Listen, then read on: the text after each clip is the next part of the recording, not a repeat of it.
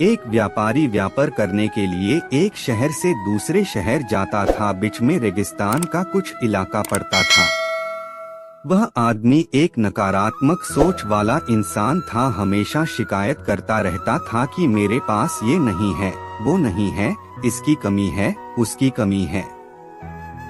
एक दिन वह रेगिस्तान में से गुजर रहा था, तभी उसकी पानी की बोतल खाली हो जाती है। उसे बड़ी जोर की प्यास लगती है, लेकिन रेगिस्तान में पानी ना मिलने की वजह से उसे बहुत गुस्सा आता है और बोलता है कि कितना खराब जगह है, ना कोई पेड़ ना पानी, रास्ता भी लंबा है, रेगिस्तान पार करना पड़ता है। तभी आसमान की तरफ देख करके कहता है कि भगवान, ये कैसा जगह बना दी है आपने। अगर मेरे पास में बहुत सारा पानी होता, बहुत सारे संसाधन होते, तो इस जगह पर हरियाली कर देता, बहुत सारा पेड़ लगा देता। वह आदमी ऊपर देखकर ये सब बातें कह रहा होता है और ऐसा लग रहा था कि जैसे ऊपर वाले से जवाब का प्रतीक्षा कर रहा हो कि भगवान कुछ कह दे। अब चमत्कार ये हुआ कि वह जैसे ही नीचे देखा, उसे अपने आँखों के सामने एक कुआं दिखाई दिया। वह पूरी तरह से घबरा गया, क्योंकि उसने कभी भी उस रेगिस्तान में कुआं नहीं देखा था। वह कुएं के पास पहुंचा और देखा कि कुआं पूरी तरह पानी से भरा हुआ है, परंतु वह आदमी नेगेटिव सोच वाला था और हमेशा शिकायत करता रहता था। और फिर से आसमान की तरफ देखते हुए बोला, भगवान, पानी से भरा हुआ कुआं तो दे दिया, लेकिन पानी निकलूंगा कैसे। तो इस बार जब वह नीचे देखा तो फिर से चमत्कार हुआ। उसे कुएं के पास रस्सी और बाल्टी दिखाई दी, लेकिन आदमी फिर से ऊपर देखा और बोला, भगवान, अब इस पानी को ले जाऊंगा कैसे।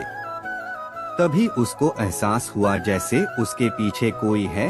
वह पीछे मुड़कर देखा तो एक ऊंट खड़ा हुआ होता है। वह पूरी तरह से घबरा गया, सोचने लगा कि ये तो सच में होने लग रहा है।